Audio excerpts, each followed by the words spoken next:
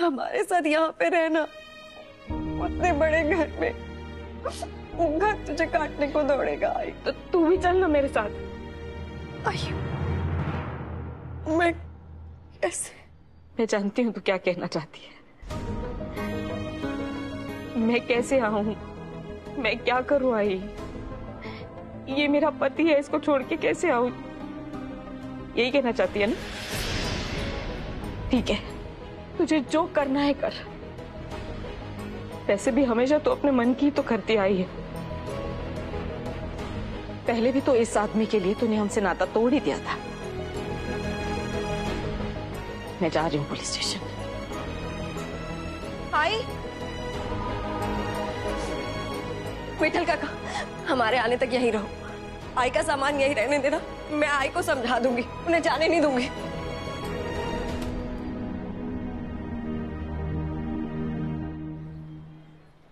जिन परिस्थितियों में जिस तरह से मेरे पति की मौत हुई है ना, वो नेचुरल नहीं है। किसी ने खून किया है उनका। डेथ सर्टिफिकेट पे क्या लिखा था? Heart attack. फिर आपको शक कैसे हुआ कि किसी ने उनकी जान ली? आपको किसी पर शक है? समायरा पर। समायरा, एक minute.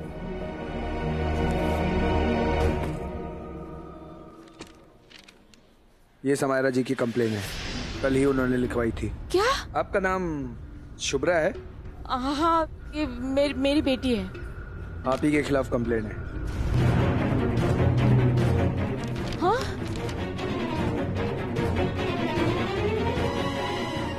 What the hell? Sam ने अपनी कंप्लेंट में लिखा है कि शुभ्रा चड्ढा की वजह से उसकी शादी कुलदीप चड्ढा यानी कि मुझसे हो नहीं पा रही है, क्योंकि शुभ्रा डिवोर्स देने में अड़चने पैदा कर रही है और शुभ्रा सैम को परेशान करने के लिए नए नए तरीके ढूंढ रही है। अभी हाल ही में शुभ्रा की पिता की मौत हुई तो उनकी मौत का जिम्मेदार वो सैम को ठहराकर एक झूठा केस फाइल करना चाहती है। इसलिए अपने बचाव में, अपनी सुरक्षा के लिए उसने ये पुलिस कंप्लेंट रजिस्टर की है। आप लोग ऐसा करने वाले हैं, ऐसा शक था समायरा जी को, और देखिए आप आ भी गए। कोई सबूत है आपके पास कि आपके पति का खून हुआ है? लेकिन सर, सैम ने खुद मुझे अपने फोन पर बाबा की डेड बॉडी की फोटोग्राफ दिखाई थी और सैम ना तो बाबा की मौत के वक्त और ना ही उनके अंतिम संस्कार पर आई थी, तो वो फोटोग्राफ उसके पास आई कैसे?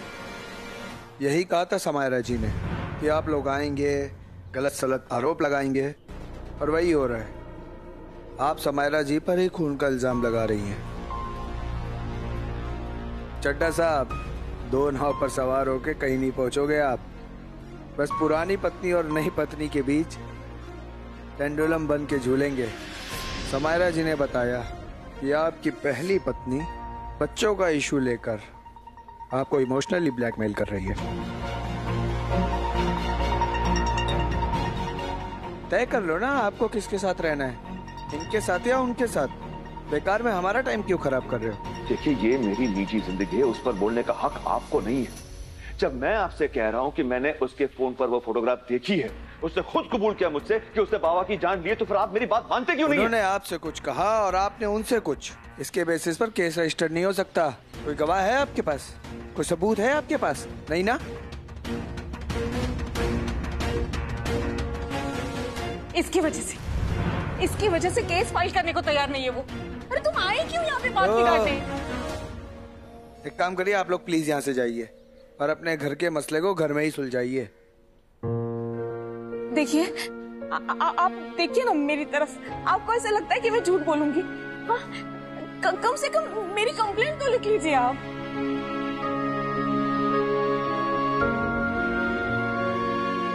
ठीक है, हम कंप्लेंट लिख लेंगे, लेकिन ये कोई क्रिमिनल केस नहीं है, सिविल मैटर है। घर का झगड़ा, एक अधूरी शादी और एक अधूरे डिवोर्स के बीच फंसा हुआ। इसे बेकार में आप मर्डर का रूप दे रहे हैं। तांबे जी, डेली डायरी में इनकी रिपोर्ट लिख लीजिए।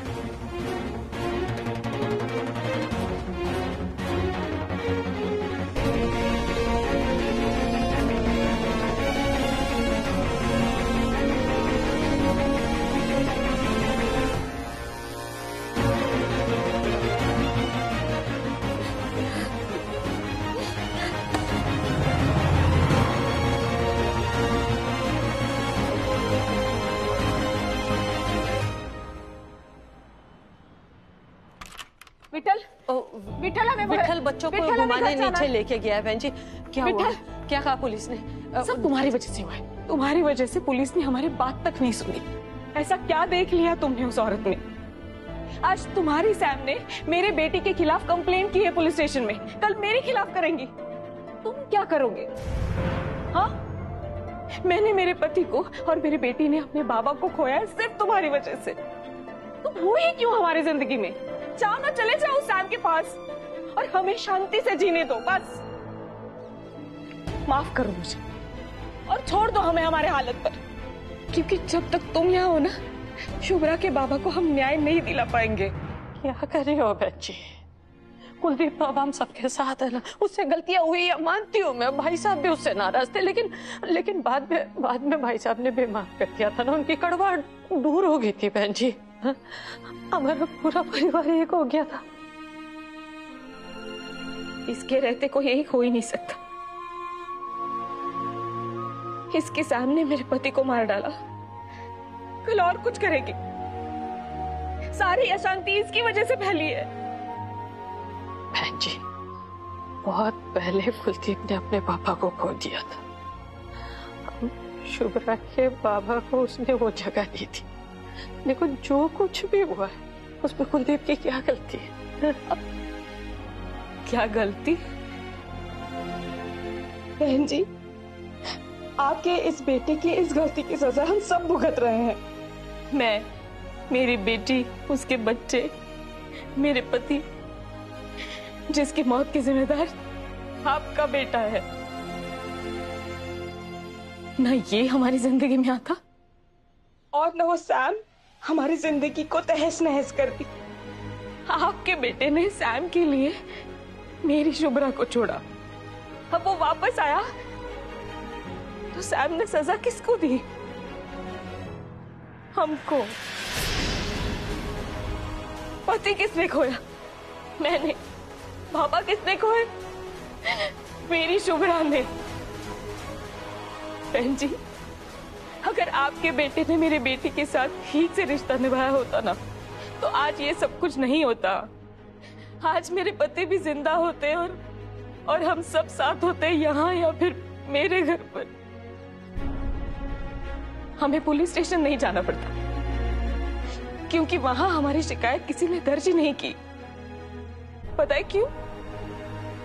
क्योंकि आपके लाडले बेटे की दूसरी बीवी वहां पहले ही पहुंच गई थी और उसने शुभ्रा के खिलाफ कंप्लेंट कर दी थी। बहन जी, मेरा पुत्र अपनी गलतियां मान चुका है, तभी तो। माफ कीजिएगा बहन जी, मैंने मेरा पति खोया है, मेरी बेटी ने उसके बाबा खोए हैं। अब तो माँ है ना, वकालत तो करेंगी ही बेटी की, लेकिन मैं उसे कभी माफ नहीं करूंगी। आज से आपका बेटा मेरा दामाद नहीं और आप मेरी समधन नहीं।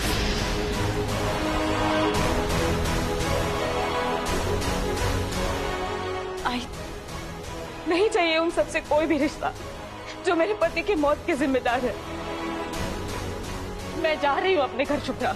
आई थाम ना। तूने अपना फैसला कर लिया है ना कि तुझे कुलदीप का साथ देना है, तो मुझे अपना फैसला कर ले दे। मैं अपने घर जा रही हूँ बस। मेरी ब्रीफकेस। मैंने आपको जाने ही नहीं देना। मैंने आपके सारे कपड़े अलमारी में रख दिए।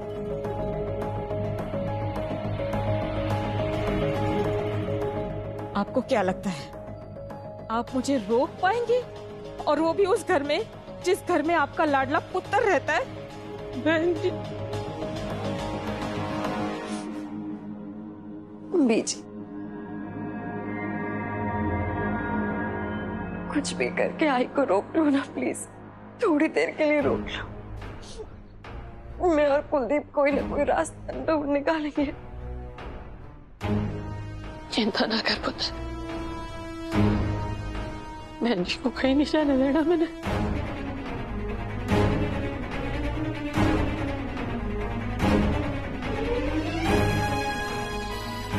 फिक्र ना।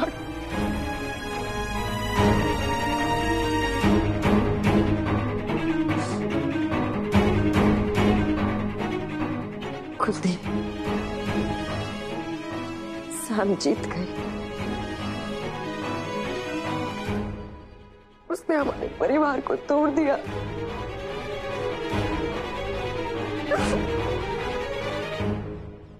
कोई रास्ता नजर नहीं आ रहा। माँ बेटे के रिश्ते के बीच में दरार पड़ गई सैम की वजह से।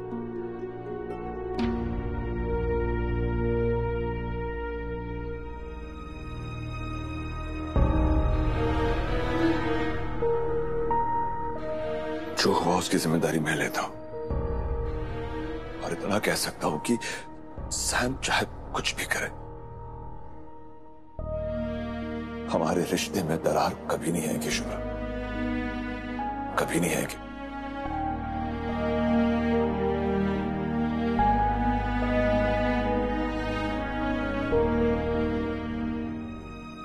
I'm sorry. I'm really sorry. एक बार फिर से मुझे माफ कर दो। मेरी एक गलती की सबको और क्या क्या सजा भुगतनी पड़ेगी नहीं पता।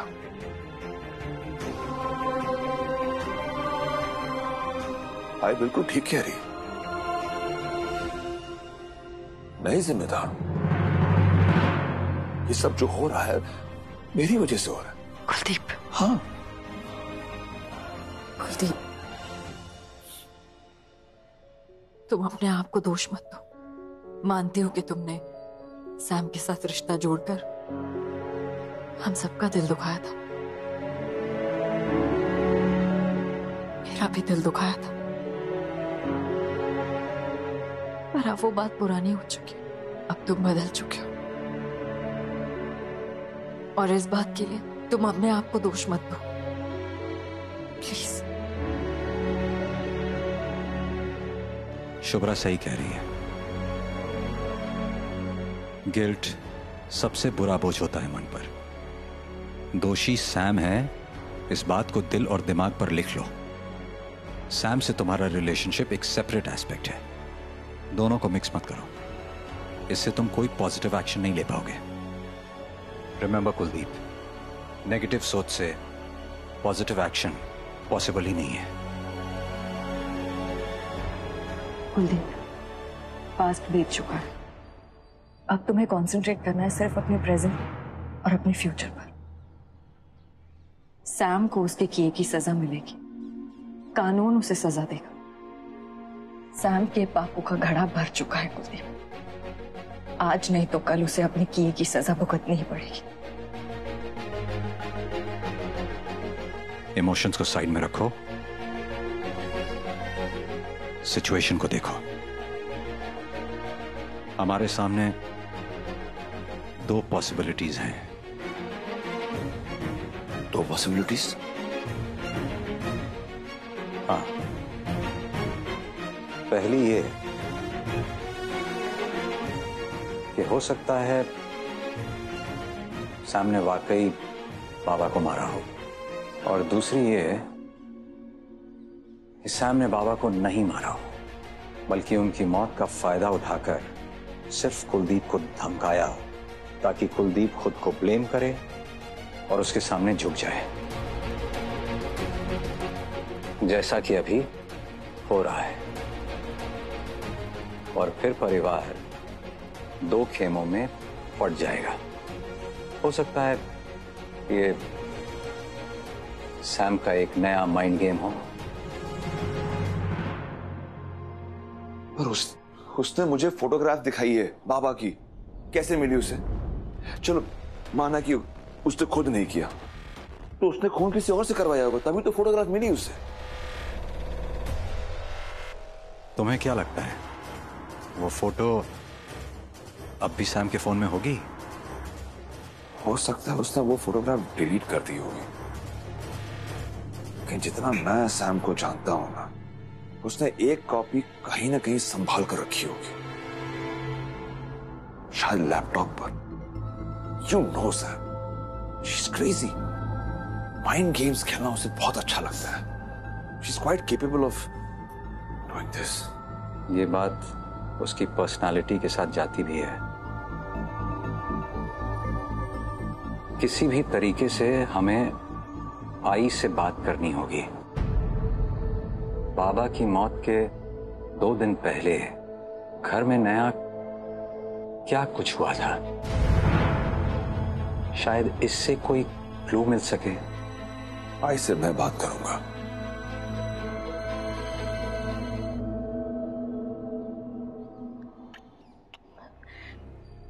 बाय बेटा, मुझसे मिलने आना।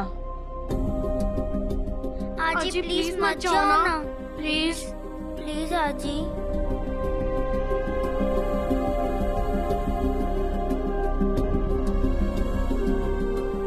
चलो बेटा।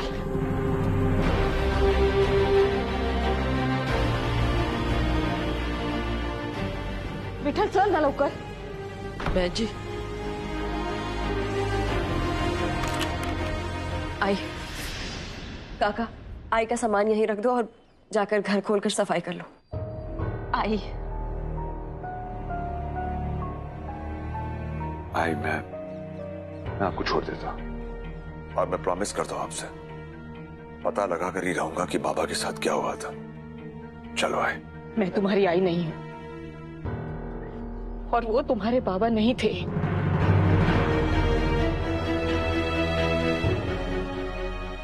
अब हमारा कोई रिश्ता नहीं है तुमसे, समझे? आप बेटा ना माने वो आपकी मर्जी, मगर मैं आपको आई ही कहूंगा। चाहे तो 2 थप्पड़ मार देना, कहूंगा तो मैं आपको आई आपको बाबा की कसम है। मेरे कुछ सवालों के जवाब देने होंगे आपको।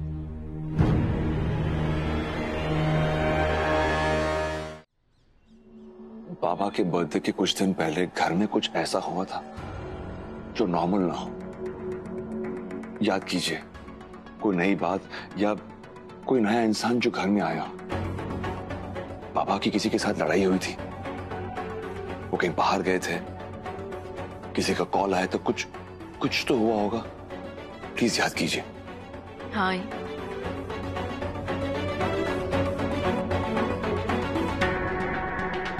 देखिए, मैंने आपको बाबा की कसम दी है। आप मुझसे बात मत कीजिए, चलेगा, लेकिन पापा को तो आप जवाब दे सकती है ना।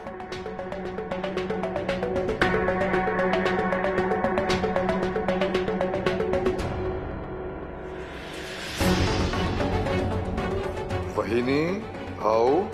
मुझे अचानक गांव जाना पड़ रहा है। एक भरोसे की लड़की घर पर छोड़कर जा रहा हूँ। उसका फोन तो बंद आ रहा है। विठल ने सब काम समझा दिया है ना? हो बाबा। अरे संभाल बेटा। आई माँ जी सहेली है, नहीं भारी हाथ है उसका साफ सफाई में। अगर आप बोले तो मैं बुला लूं। विठल काका ने कहा था कि उन्हें गांव से फोन आया था कि घर में कोई बीमार है, अगर ऐसा कुछ था ही नहीं। मतलब वो जो फोन आया था वो घर से नहीं, किसी और ने किया था फोन। कौन? वो जो नई मेड आई थी, किसने भेजा था? कौन थी वो? उसका नाम सखू भाई था। हमें ठीक लगी इसलिए रख ली हमने। रोज का रोज उसका हिसाब करते थे हम। और जिस दिन तेरे बाबा की मौत हुई ना, उस दिन से वो और वो दूसरी जो नई बाई आई थी ना, वो दोनों चले गए। अब अचानक ऐसा सब हो गया घर पे, तो कौन रुकेगा? दोनों में से किसी की फोटोग्राफ है आपके पास? मूर्खा है कहा? काम वाले के साथ कोई फोटो खींचता है? मैं आईडी प्रूफ की बात कर रहा हूँ। बाबा ने कुछ तो रखा होगा ना, Aadhaar card, PAN card, licence, election card. बिना जांच पड़ताल के कैसे किसी नई बाई को रख लिया है? शुभ्रा, तू अपने बाबा को जानती थी ना, उन्हें ठीक लगी तो उन्होंने रख ली। हाय, और वैसे भी 2-3 दिन का सवाल था। इतने में ऐसा कौन चेक करता है ये सब कुछ? मैं अभी आपके साथ चलता हूँ। मुझे यकीन है बाबा ने कोई ना कोई डॉक्यूमेंट रखा होगा अपने पास। शुभ्रा, इसे कह दे जो करना है करे, वहां जाके अपना काम निपटा के वापस आए। उसके बाद मैं अपने घर जाऊंगी। इसके वहां रहते मैं नहीं जाऊंगी। आई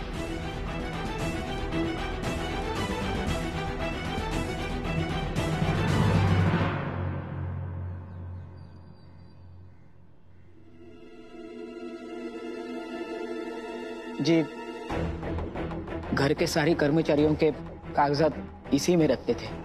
मेरे आधार कार्ड की कॉपी भी इसमें है।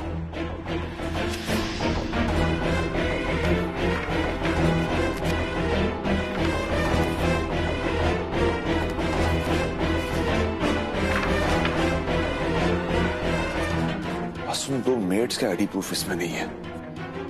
बाबा इतने लापरवाह कैसे हो सकते हैं? कैसे विश्वास जीत लिया उन दोनों ने बाबा का? अजीब लगती है ये बात।